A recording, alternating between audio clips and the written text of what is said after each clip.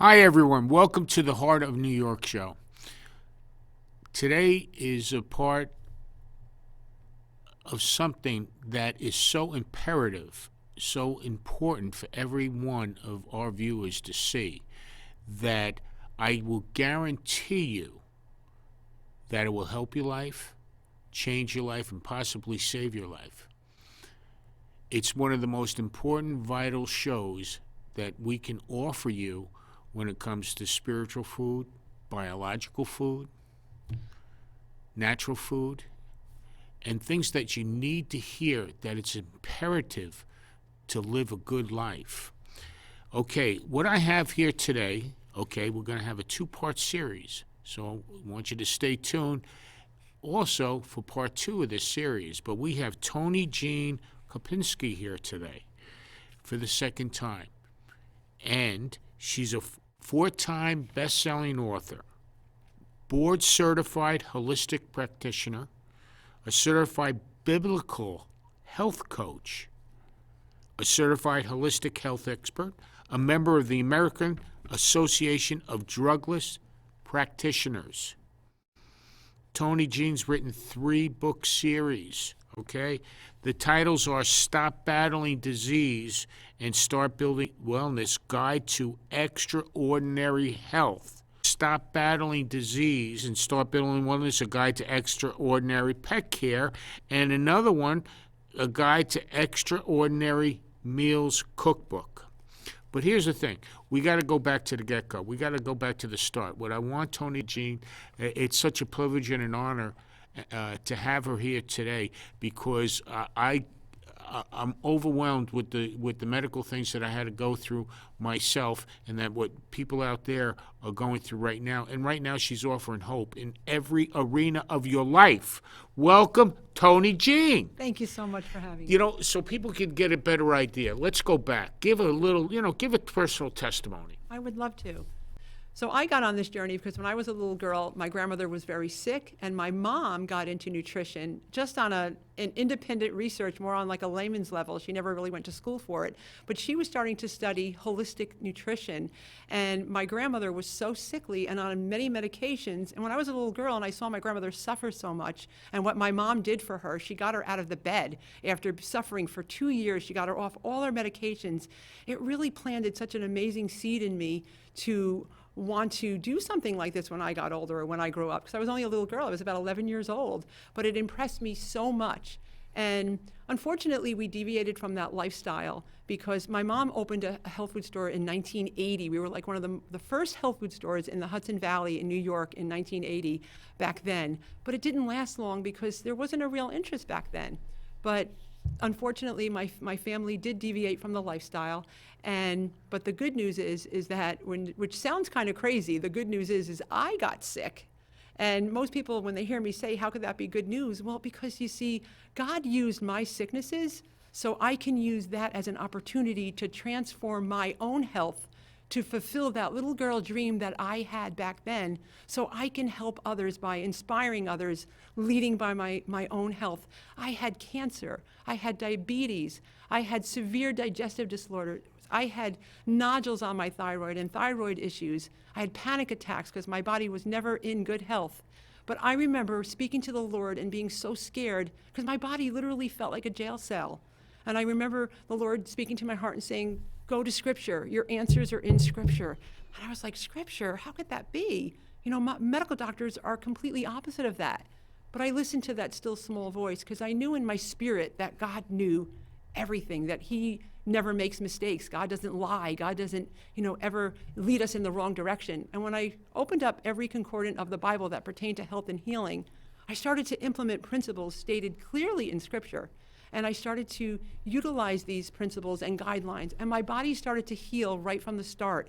And without any medical intervention, my body started to heal from cancer and diabetes and everything that I was plagued with. So I was then able to live the life of great health. And in almost 2 decades now on this journey, I have not even had a cold. My body is in perfect health. And this is why I now see patients on how to heal so they can do exactly what I did. And I've written 4 best-selling books to help others heal and embark on this journey the way I did. Boy, that is inspiring. Everything I heard is inspiring already, but just wait till you keep on listening what this woman has to say on things to do, on things not to do. For instance, people don't know, the audience really, they don't know the difference between medical doctors and holistic practitioners. They think holistic, ooh, what's the difference? Yeah, well, medical doctors, I would never put down medical doctors. That's such a great question. Medical doctors are great people. They're great at emergency care, an accident, an injury, a fall, a surgeon. God bless surgeons for what surgeons can do. A head trauma, you had a car accident, you broke a leg, you had a heart attack or a stroke. You know, it's amazing what they can do. You wouldn't call me as a holistic practitioner, you'd call 911.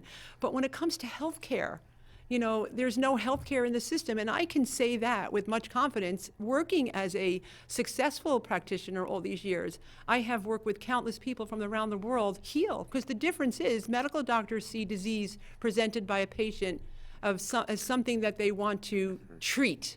They want to drug you or give you chemo or radiation. And what does that do? That leads the patient into deeper pathology later on, whereas us as holistic practitioners, we see disease presented by the patient as something that we want to educate you on the root cause, what is behind the scenes of the disease, and how you can fully heal and completely eradicate the disease. 100%. Exactly. That is so vital. On your book about your guide to extraordinary health, to me, the first thing I want to talk about is the principles of biblical nutrition. Now, what that means is principles right from the Bible, okay? Absolutely. And I like to go by the truth. So we go back to the way, the truth, and the life, and it's all biblical, it's all in the Bible, and this is what she has done. So the truth will set you free, correct? Amen. So what's the principles on biblical nutrition? What are, like, Yes. you know, Yes. So another great question. Thank you. So the biblical nutrition aspect of it all is what's really important. And I really feel like that's the foundation to health and healing. If you look at people today, 95% of the population is unwell in some way. That's a lot of people. And 75% of that is chronically unwell. And I believe that is because we've left God out of the equation. And eating in accordance to the Bible, biblical nutrition, biblical health, most people don't really know what that is. That's simple, going back to simplicity, eating food in the form in which God created. We must not genetically modify the structure of our food. We must not go against the accordance of nature. We must leave the soil the way God created. We must leave the ecology of good bacteria and nitrogen and magnesium and selenium in the soil so the food grows rich. In Genesis 1:29, it says, I gave you every seed-bearing plant that'll be yours for food on the face of this whole earth. But if we keep destroying the soil, we keep going against nature, we're going against God. And the Bible does speak clearly on look at Exodus 15:26. If you listen carefully to the voice of the Lord your God and do what is right in his eyes, he says, I will not put upon you the diseases I put upon the Egyptians. So we need to eat food that's biblically clean, food that is humanely raised, food that is going to heal our bodies, the food that is going to give us longevity, not just living longer or dying longer. We're not really living longer, we're dying longer. Because even though people may be living until they're 90 or 100, look at the quality of their life. They've had hysterectomies, they've had cancer, they've had heart disease, they're on medications. They don't have memory, they have brain fog. And we're seeing this with a younger generation. We're seeing this with all walks of life because age is not a prerequisite disease or health. It's health is something that has been promised to us from the inception of time. But unfortunately, we're not leaving God's food alone. And that's so important. That's so important. There's so many things to cover. I want to go, like, so many things. And please pay attention. Write the stuff down. Okay, and she has it all in her books, too, which is very important because it gives you a track to run on. Okay. Eggs may not be all they cracked up to be. I love eggs. Non-dairy milks. I love coffee.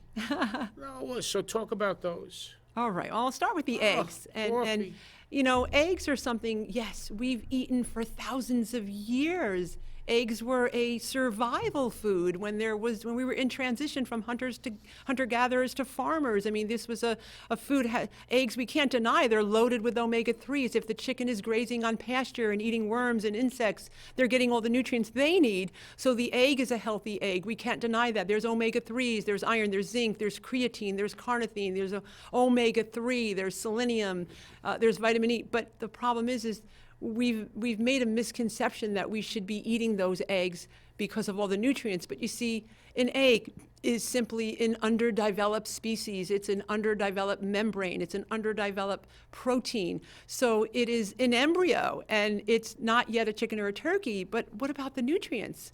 The nutrients are there because the chicken actually needs those nutrients to develop.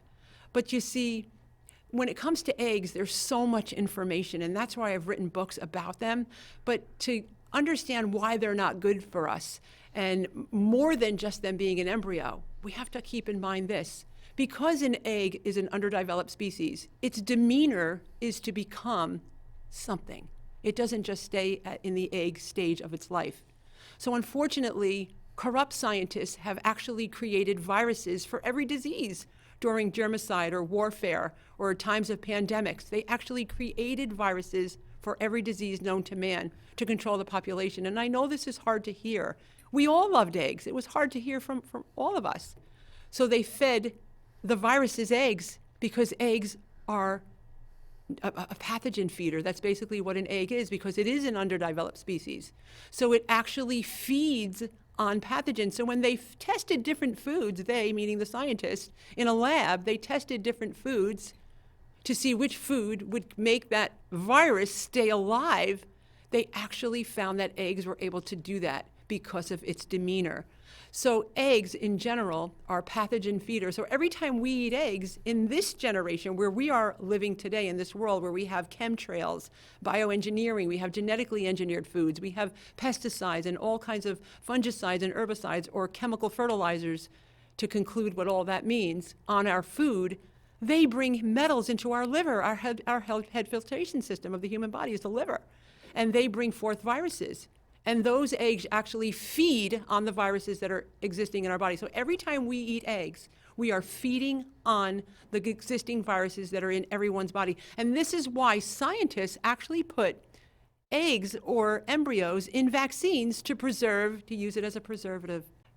People ask me all the time, if an egg is cooked, or an egg is hard-boiled, or it's in just the egg white, or just the egg white yolk, or it's in a pancake, or it's in mayonnaise, or it's in a sauce, or it's in some recipe, or you're eating it raw, or you're not eating it raw. It doesn't matter. It's just the demeanor of the egg. The egg can be cooked and still have the pathogen ability to feed on the existing viruses in your body. And I know that's so unfortunate. People will also say to me, but Tonijean, I grow my own chickens in my backyard. I'm feeding them healthy. How could this possibly be? Once again, when you're eating a chicken, of course you want to eat a healthy chicken. There's nothing wrong with that. It's already fully developed. But it doesn't matter how you're getting those chickens from or how they're being raised, whether they're factory farmed or they are a healthy chicken. It is the aspect of the egg itself. Whether it's cooked, raw, hard-boiled, an egg white or an egg yolk, they all feed on pathogens. Boy, if that didn't shake you up a little bit. But look, well, wait a minute. How am I going to get my protein? How am I going to get a balanced meal? Can I get that on fruits and vegetables? I personally, I'm 100% plant-based, and I. What does that mean, mostly, 100%? So technically, in verbalizing it today, I am a vegan, and I'm not crazy about that word because I don't like labels, but I don't eat any animal products. So I don't eat any dairy products or any beef or chicken or fish, and I'm not against any of that if people choose to eat it, as long as it's of the right source and in the right, in smaller quantities, not the entree, the side. It's just the opposite of what we've been indoctrinated. So protein is a question that I get asked all the time. Tonijean, how are you so vibrant and healthy? Where do you get your protein from?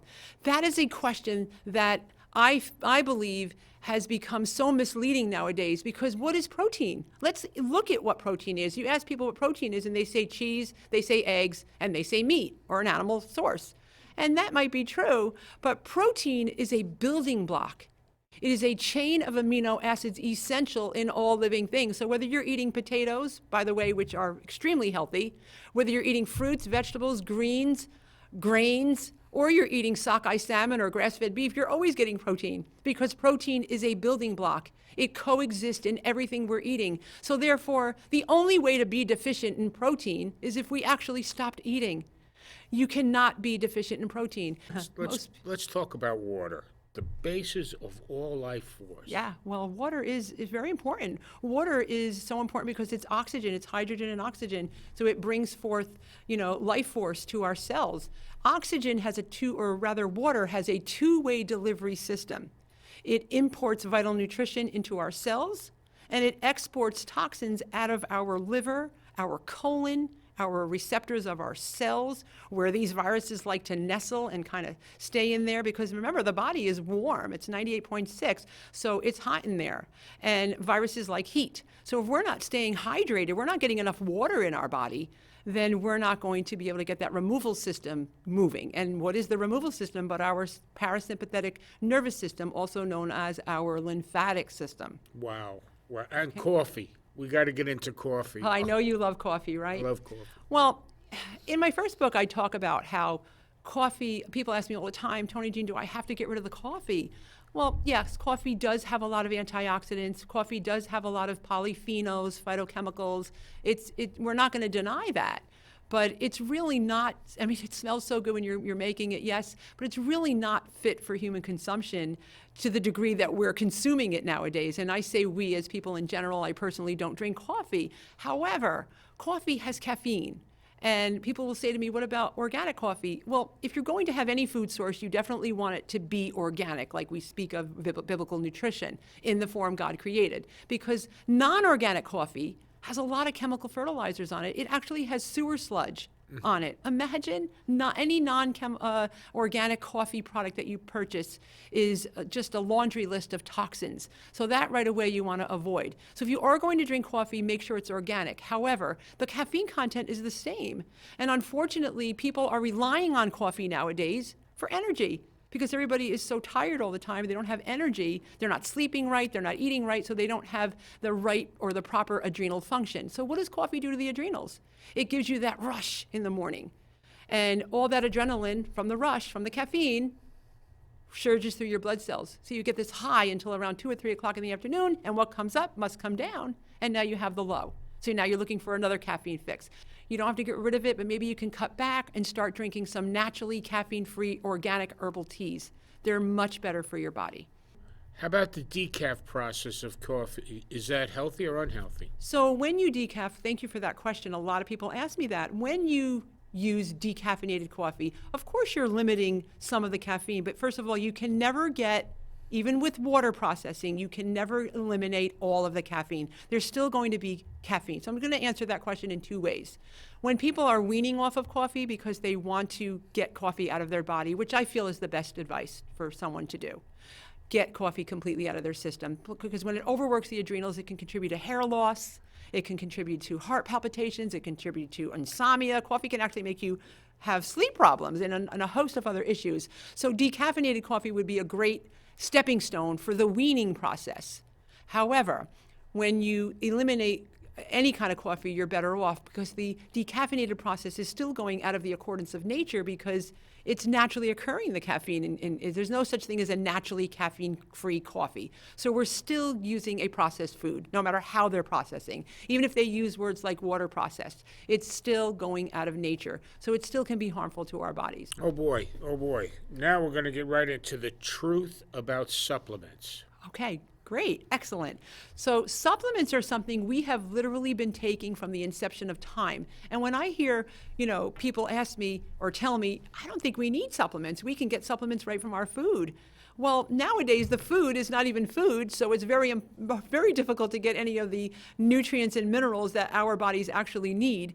And when you think about it, if we have been consuming supplements from the beginning of time, but the question is, where were we getting them? We weren't buying them online, we weren't getting them in health food stores. God put the medicine right in the food. We got to bring God back into the equation here. He said, I'll never leave you or forsake you, but we've removed him. He put the medicine right in the food. So when we were, from the beginning of time, we actually would go out in the wild and get our dandelion root, our milk thistle, our turmeric, our vitamin C and code factors, all of ashwagandha, medicinal mushrooms. All of these nutrients came right from the fresh herbs, the leafy greens, the microgreens, the fruits, the vegetables. We get our supplementation nowadays from health food stores or online because our nutrition requirements are exactly the same as they were many years ago. If not, it's more critical to use supplements today because of what's gone on with the food industry. So, Tonijean, are there like specific supplements to look for? Absolutely. Great question. And that's the difference today.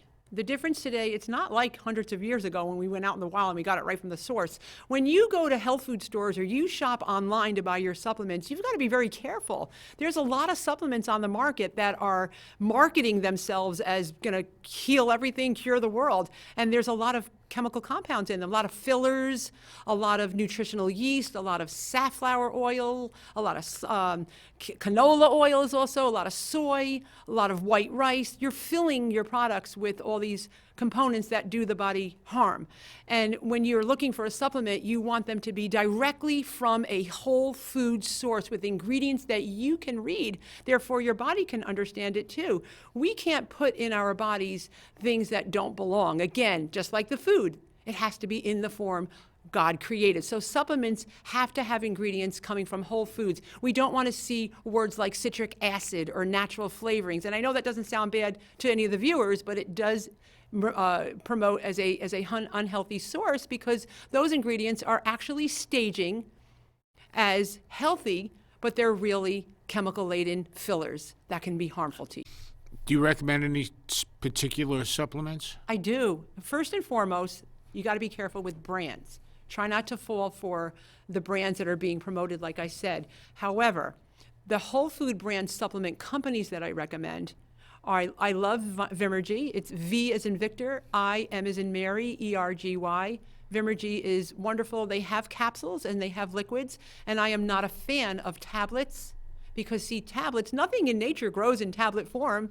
We can only get the extracts from the plants or dry the herbs and put them into powders or capsules. This is much more usable by the body. This is much more absorbable by the body. But when you're adulterating or high heat processing or high pressure processing to turn it into a tablet, even if it's promoting as whole food, your body can't break that down. And we want our foods, including our supplements, to be of, pre-digested by nature, of whole food sources. So pre-digested is a key word you want to keep in mind when you're not only eating, but when you're taking your supplements. I also like Garden of Life. They are also whole food and plant-based. I also like another company called Gaia Herbs. That's Gaia and the word herbs. I also like Herbal Planetary. I also like Sun Warrior. Sun Warrior is a wonderful product line. They have fantastic supplements. And again, you just want to avoid tablets or anything that has any of these ingredients that are harmful to you, any of the fillers we talked about earlier, any of the oils. You don't need oils added to your supplements. Remember, the oils are empty calories. They don't have any fiber. They do nothing to satiate you. They take up too much fat in your diet. They take up too much room. So definitely whole food supplements. One of the biggest suggestions in what supplement to take, I would highly recommend everyone gets on a liquid B12. Why a liquid B12? And Vimergy has a fantastic one. That is the best way to start your healing process.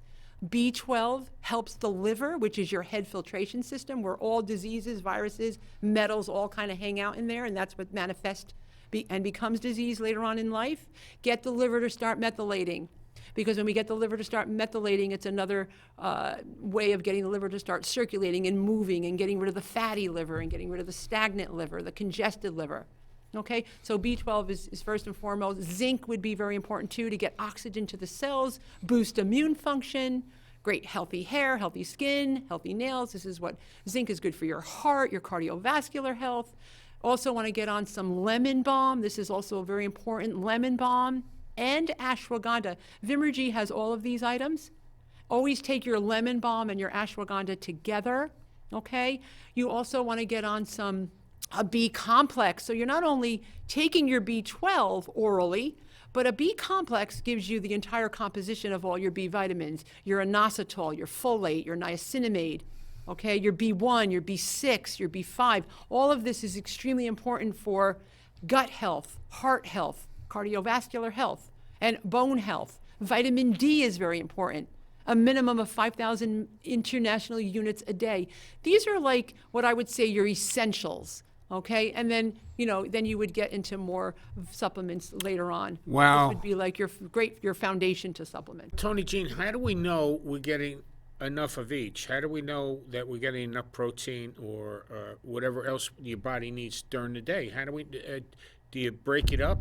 Yeah, well, that's a great thing. So there's 4 top healing foods to make sure that. So just keep in mind, first and foremost, though, it's not about how much protein you need. It's not about counting protein grams. And this is where we've made an error here. And where did this error of counting protein grams start? In the 1930s.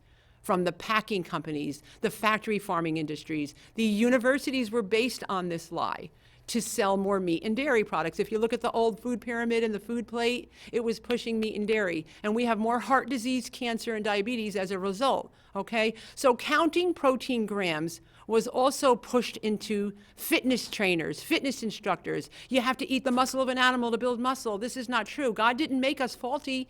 He didn't make us unhealthy where we need to actually eat the muscle of an animal to build muscle. That's just like saying I need to eat hair to get the thicker hair, or I need to eat eyes to get stronger eyes.